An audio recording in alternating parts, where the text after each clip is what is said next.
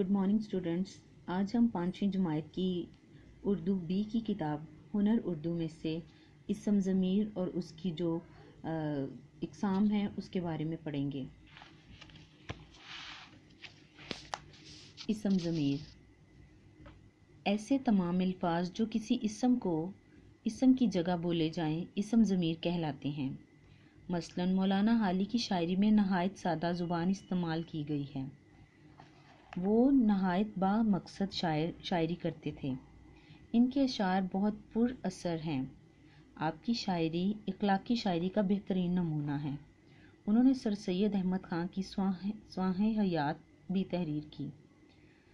इस इबारत में वो, इन, आप, उन्हों इस्माए ज़मीर हैं जो हाली की जगह इस्तेमाल हुए हैं। जिस इसम की जगह इसम ज़मीर इस्तेमाल किया गया हो इसे इसम मर्जा कहते हैं। दर्जा बाला इबारत में हाली इसम मर्जा हैं। इसम ज़मीर की हालतें। इसम ज़मीर की मुदर्रजल 3 हालतें हैं: ज़मीर गायब, ज़मीर हाज़िर, ज़मीर मुतकल्लम। जैसा कि आप जानते हैं, नाम से ज़ाहिर हो रहा है, ज़मीर गायब से मुराद जो ज़मीर वहाँ पर मौजूद ना हो।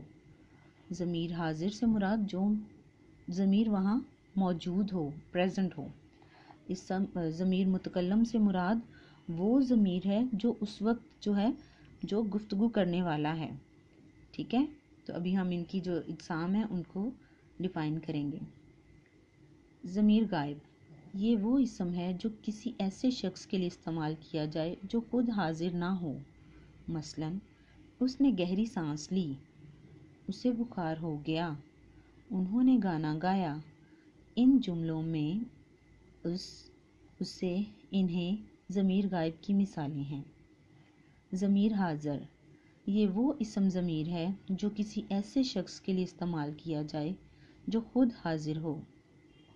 मसलन आप किधर गए थे, तुम खाना खा लो, क्या तुम चाय पियोगे।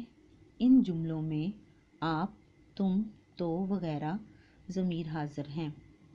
ज़मीर मुतकल्लम, ये वो इसम ज़मीर है जो गुफ्तगू करने वाला अपने लिए इस्तेमाल करता है। जैसे मुझे मछली पसंद है, हम लाहौर गए थे, मेरा कोई कसूर नहीं। इन जुमलों में मुझे, हम और मेरा ज़मीर मुतकल्लम है। ये तो थे बच्चों इसम ज़मीर और उसकी जो इक़साम है या उसकी 3 हालतें हैं। ये आपके फर्स्ट टर्म में शामिल हैं। इसको आप नीट कॉपीज़ पे लिखेंगे, इसको याद करेंगे। शुक्रिया।